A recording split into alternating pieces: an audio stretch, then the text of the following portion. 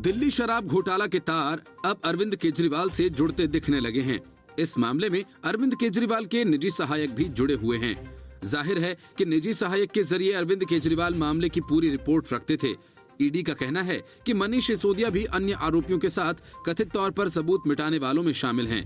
Agency ED का यह दावा है कि सिसोदिया और मुख्यमंत्री अरविंद केजरीवाल के निजी सहायक सहित कम से कम 36 आरोपियों ने कथित घोटाले में करोड़ों रुपए की रिश्वत के सबूत छिपाने के 170 फोन इसके लिए इस्तेमाल किए अथवा उन्हें नष्ट कर दिया। आरोपियों ने कई बार फोन बदले और पॉलिसी स्कैम से संबंधित डिजिटल डेटा डिलीट कर दिया। ईडी ने अदालत से कहा कि दिल्ली सरकार में शामिल कुछ मंत्रियों समेत आम आदमी पार्टी के नेता आबकारी नीति को सरकारी कोष की कीमत पर अवैध धन जुटाने का जरिया मानकर चल रहे थे। सबूतों को नष्ट करने का काम इस स्तर तक था कि ज्यादातर संदिग्ध शराब कारोबारी वरिष्ठ सरकारी अधिकारियों दिल्ली के आबकारी मंत्री ने धड़ाधड़ औसत मूल्य वाले फोन बदले। IMEI एनालिसिस से पता चला कि 170 फोन को इस्तेमाल या नष्ट किया गया। ईडी 170 में से 17 फोन्स बरामद कर चुकी है। हालांकि फोन के डेटा डिलीट कर दिए गए थे। इसके बावजूद कई डिवाइसेस की जांच से महत्वपूर्ण जानकारियां सामने आई हैं। एजेंसी ने पिछले एक साल में कई संदिग्धों द्वारा इस्तेमाल किए गए डिजिटल डिवाइसेस डिटेल की अदालत के सामने रखी। एजेंसी ने 4 मोबाइल नंबर और 14 अलग अलग IEMI नंबर्स के बारे में बताया, जिसका इस्तेमाल कथित तौर पर सिसोदिया ने किया था। 14 अलग अलग IEMI नंबर्स का इस्तेमाल अक्टूबर 2021 और सितंबर 2022 के बीच किया गया था। प्रवर्तन निदेशालय ने कहा कि इस नीति को तैयार करते वक्त जानबूझकर खामियां की गईं। अवैध गतिविधियों के लिए एक तंत्र तैयार किया गया। गहराई से देखने पर यह बात नीति निर्माताओं के गलत इरादों को दर्शाती है। दिखाने के लिए तो इस नीति का मकसद व्यापारियों की गुटबाजी को रोकना और व्यापार के निष्पक्ष तरीकों को प्रोत्साहित करना था, लेकिन वास्तव में आम आदमी पार्टी के नेताओं की आपराधिक साजिश के कारण इसने पिछले दरवाजे से गुट बनाने को बढ़ावा दिया। ज्यादा थोक 12% और बड़ा खुदरा 185% मुनाफा संभव बनाया। जांच एजेंसी ने यह भी दावा किया कि दिल्ली सरकार को केवल आम आदमी पार्टी के नेताओं के व्यक्तिगत खजाना भरने के कारण 581 करोड़ रुपए के राजस्व का नुकसान हुआ और नीति में कथित अनियमितताओं के कारण कुल मिलाकर 2873 करोड़ रुपए लाइसेंस शुल्क के नुकसान सहित राजस्व का नुकसान हुआ। Bureau report, news of India. किसान आंदोलन के दौरान मौसमी किसान प्रेमियों की बाढ़ सी आ गई थी। जिसे देखो वही किसानों के गम में घड़ियाली आंसू बहाता दिख रहा था। गाजीपुर से लेकर सिंघू बॉर्डर तक नेताओं पर परेड होने लगी। कांग्रेस केजरीवाल से लेकर तेलंगाना के CM KCR तक सभी ने न सिर्फ जमकर बयानबाजी की बल्कि किसानों से तरह तरह के वादे भी कर डाले।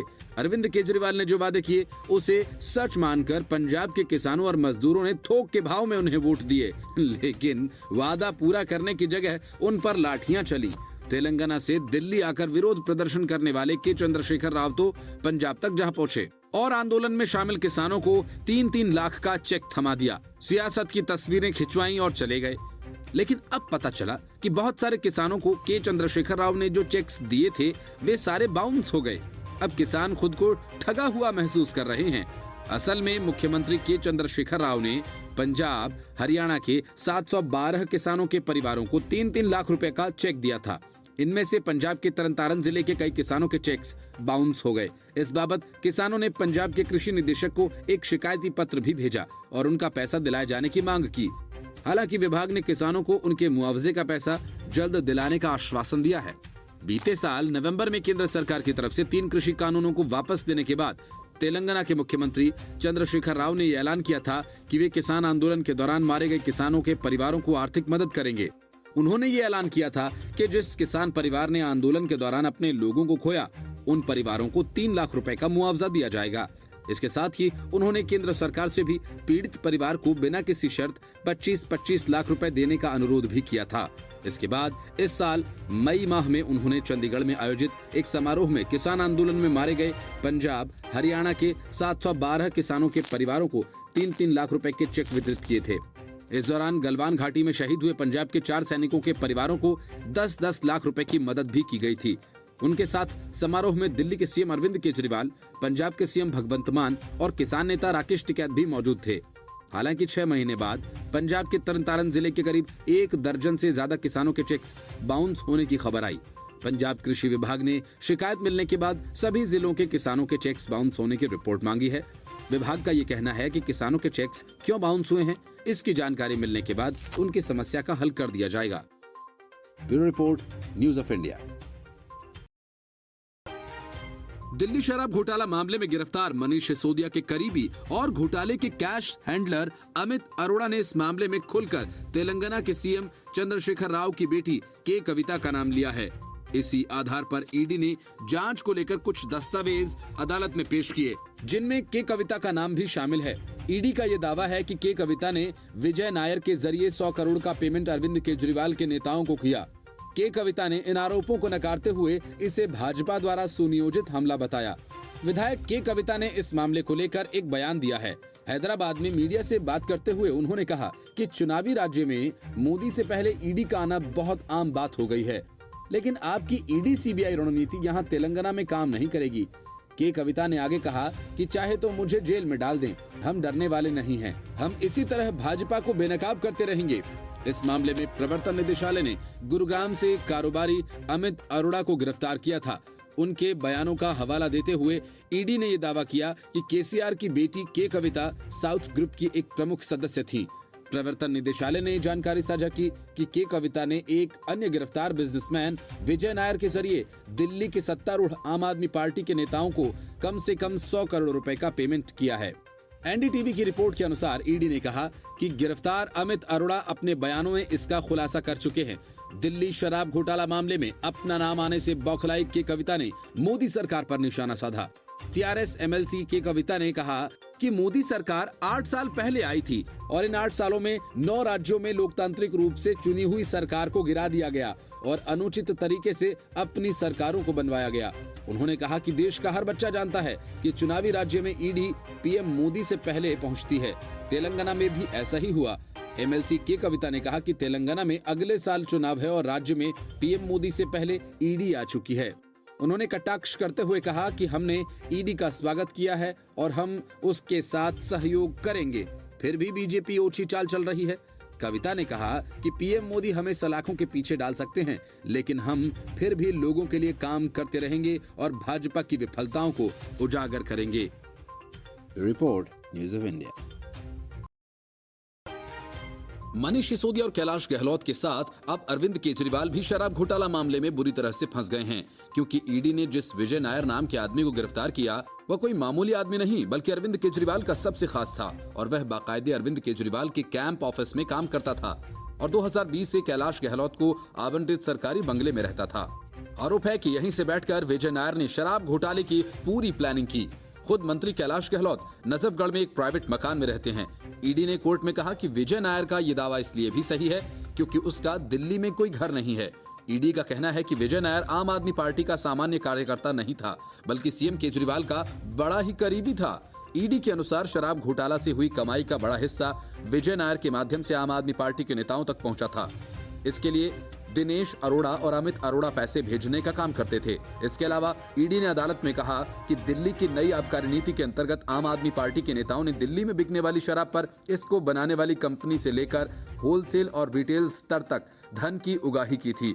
ईडी का कहना है कि आम आदमी पार्टी ने शराब नीति को इस तरह से बनाया था कि शराब निर्माता और इसके होलसेलर्स के बीच आपसी तालमेल बन जाए। इससे होलसेलर 12% और रिटेलर्स 185% तक की बड़ी कमाई कर रहे थे।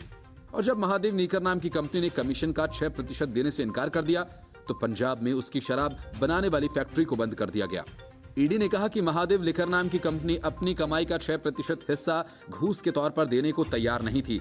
इसलिए अमित अरोड़ा ने पंजाब सरकार और दिल्ली सरकार की सहायता लेकर महादेव लिकर को कंपनी सरेंडर करने तक और फिर लाइसेंस सरेंडर करने तक के लिए दबाव डाला था। अमित अरोड़ा ने महादेव लिकर से कहा था कि यदि वह 6% नहीं देगा तो पंजाब में चल रही उसकी शराब बनाने की फैक्ट्री को बंद कर दिया जाएगा। इसके बाद पंजाब के आबकारी विभाग से जुड़े अधिकारियों के मौखिक आदेशों से महादेव लिकर की फैक्ट्री बंद कर दी गई थी। दिल्ली की शराब नीति घोटाले में हुए मनी लॉन्ड्रिंग केस में जांच कर रही प्रवर्तन निदेशालय ने कोर्ट में कहा, उसकी जांच में सामने आया कि आम आदमी पार्टी के नेता और दिल्ली के डिप्टी सीएम मनीष सिसोदिया समेत दिल्ली शराब नीति घोटाला के आरोपियों ने कई बार अपने फोन्स बदले, सबूत नष्ट किए। गिरफ्तार आरोपित अमित अरोड़ा से हुई पूछताछ में तेलंगाना के मुख्यमंत्री के चंद्रशेखर राव की बेटी के कविता का नाम भी सामने आया। ईडी ने कोर्ट में कुल 36 लोगों के नाम और मोबाइल नंबर्स पेश किए। इस बारे में कहा गया कि दिल्ली के उप मुख्यमंत्री मनीष सिसोदिया ने 4 मोबाइल नंबर्स का इस्तेमाल करते हुए कुल 14 मोबाइल फोन्स बदले। इसी तरह से अमित अरोड़ा ने 11 बार मोबाइल और दिल्ली के परिवहन मंत्री कैलाश गहलोत ने 3 मोबाइल फोन्स बदले। गुजरात विधानसभा चुनावों के पहले चरण का मतदान हो चुका है और दूसरे चरण का मतदान 5 दिसंबर को होना है। लेकिन भाजपा के इस गढ़ में दिवाली मनाने के सपने देख रहे अरविंद केजरीवाल का चुनाव परिणाम आने से पहले ही दिवाला निकलने लगा है। उनके एक उम्मीदवार को 6 महीने की सजा हो गई है। दरअसल अरविंद केजरीवाल गुजरात में चमत्कार करते हुए बीजेपी का तख्ता पलट करने का दावा कर रहे हैं, पर गुजरात की भरूच कोर्ट ने अंकलेश्वर विधानसभा सीट से आम आदमी पार्टी के उम्मीदवार अंकुर पटेल को 6 महीने की कारावास की सजा सुनाई है। ये सजा चेक बाउंस के मामले से जुड़ी है। फरवरी 2021 में पटेल द्वारा जारी किया गया 2 लाख रुपए का चेक बैंक द्वारा वापस कर दिया गया था, जिसके बाद शिकायतकर्ता सलीम वाडिया ने अदालत का दरवाजा खटखटाया था। अदालत ने नेगोशिएबल इंस्ट्रूमेंट एक्ट की धारा 138 के तहत पटेल को दोषी ठहराया। आम आदमी पार्टी प्रत्याशी अंकुर पटेल ने फरवरी 2021 में सलीम वाडिया नाम के एक व्यक्ति को 5 लाख और 2 लाख रुपए के चेक्स दिए। इसमें 2 लाख रुपए का चेक बाउंस होने के बाद सलीम ने अंकुर पटेल के खिलाफ कार्रवाई की थी। शिकायतकर्ता के वकील आईजी बाबा सैयद ने कहा कि मेरे मुवक्किल ने अंकुर पटेल को कुल 8 लाख रुपए के चेक्स दिए थे जो वो मांग रहे थे। पटेल ने उन्हें 2 चेक्स दिए, एक चेक 5 लाख रुपए का था, दूसरा 2 लाख रुपए का था और दोनों चेक्स पिछले साल बैंक द्वारा वापस कर दिया गया। सैयद ने आगे कहा कि कुछ तकनीकी कारणों की वजह से हम 5 लाख रुपए वाले चेक को लेकर शिकायत नहीं कर पाए, लेकिन 2 लाख रुपए का चेक बाउंस हो गया। एनआई एक्ट के तहत चैलेंज करने के लिए अनुकूल था। बता दें कि अंकुर पटेल के पास फ्यूल पंप है। वहीं पुराने वाहनों का कारोबार करने वाले वाडिया कुछ साल पहले एक पेट्रोल पंप के मालिक पटेल के संपर्क में आए और उनसे अच्छे संबंध बनाए गए थे। सलीम के वकील बाबा सैयद ने कहा कि मेरे मुवक्किल ने अंकुर पटेल को कुल 8 लाख रुपए दिए थे और वह उन पैसों की मांग कर रहा था। पटेल ने मेरे मुवक्किल को 5 लाख और 2 लाख रुपए के कुल 2 चेक्स जारी किए। पिछले साल दोनों चेक्स वापस हो गए। बहरहाल अरविंद केजरीवाल के दावों से इतर गुजरात विधानसभा चुनावों में आम आदमी पार्टी की स्थिति जमीन पर बहुत बेहतर नहीं दिख रही है और हर रोज उनकी मुश्किलों में इजाफा हो रहा है। वहीं गुजरात विधानसभा चुनाव के पहले चरण के मतदान संपन्न हो चुके हैं। गुजरात में 89 सीटों पर वोट डाले जा चुके हैं। दूसरे चरण के मतदान 5 दिसंबर को होंगे और चुनाव के नतीजे 8 दिसंबर को घोषित किए जाएंगे। गुजरात विधानसभा चुनाव के प्रचार में अरविंद केजरीवाल जितना बढ़ चढ़कर मैदान में उतर गए, उतनी ज्यादा उनकी पोल खुल गई। कभी उनके खोखले वादों का सच जनता के सामने आ गया, तो कभी उनके नेताओं की बदजुबानी रैलियों में सरेआम हो गई। बचा हुआ काम जेल में बंद मंत्री सत्येंद्र जैन से लेकर टिकट बेचते आम आदमी पार्टी के नेताओं के वायरल वीडियोस ने कर दिया। लेकिन इतना सब कुछ कम था जो गुजरात चुनाव में ही ये भी साबित हो गया कि केजरीवाल रोहिंग्या और बांग्लादेशी घुसपैठियों का भी खूब ख्याल रखते हैं। उनकी इस उपलब्धि पर कट्टरवादी मुस्लिम संगठन मुस्लिम फाइटर्स क्लब ने भी मुहर लगा दी है। इसके बाद केजरीवाल की तुष्टीकरण नीति तो सामने आई ही, साथ ही जनता को ये भी पता चल चुका है कि वोटों की सियासत में केजरीवाल देश की सुरक्षा के साथ खिलवाड़ करने से भी बाज नहीं आते। दरअसल अहमदाबाद के जुहापुरा में मुस्लिमों के एक संगठन मुस्लिम फाइटर्स क्लब की तरफ से एक बड़ी सभा आयोजित की गई। नाराए तकबीर के साथ हुई इस बैठक का एक वीडियो वायरल हो रहा है। इस वीडियो में आम आदमी पार्टी समर्थक स्वीकार कर रहे हैं कि कैसे दिल्ली में केजरीवाल सरकार ने हर तरह के मुस्लिमों के उत्थान के लिए काम किया। वीडियो में ये कहा जा रहा है कि केजरीवाल ने बिहारी मुस्लिम, गुजराती मुस्लिम या कहीं के मुस्लिम, चाहे शरणार्थी मुस्लिम या रिफ्यूजी मुस्लिम, अवैध घुसपैठिए ही क्यों ना हो, इनकी भी आर्थिक स्थिति सुधारी है। वीडियो में मुस्लिम फाइटर्स क्लब चलाने वाले एक शख्स ने दावा किया कि मुस्लिम समुदाय हमेशा से नफरत का शिकार होता रहा है और सिर्फ केजरीवाल जी ही मुस्लिमों के सच्चे हितैषी हैं। उसने आगे कहा, मैंने दिल्ली में अपने मुस्लिम भाइयों से बात की और उन्होंने कहा कि उनकी स्थिति में सुधार हुआ है। अरविंद केजरीवाल दुनिया के हर हिस्से के मुस्लिमों का ख्याल रखते हैं। उन्होंने कहा कि केजरीवाल मुस्लिम शरणार्थियों का भी ख्याल रखते हैं। वीडियो में इस शख्स को ये कहते भी सुना जा सकता है कि मैं नाम नहीं लूंगा, मैं शरणार्थी कहूंगा। आप लोग जानते हो कि मैं किन की बात कर रहा हूँ। गौरतलब है कि जनवरी 2020 में ऐसी मीडिया रिपोर्ट्स सामने आई थी कि आपके विधायक अमानतुल्लाह खान और अरविंद केजरीवाल की दिल्ली सरकार व्यवस्थित रूप से दिल्ली में अवैध रोहिंग्या मुस्लिमों को बसाने का काम कर रही है। यही नहीं, अवैध रोहिंग्या उत्तर प्रदेश सरकार के सिंचाई विभाग की लगभग 5.2 एकड़ जमीन पर भी गैर कानूनी रूप से बसे हुए हैं। इस जमीन का खसरा नंबर 612 है।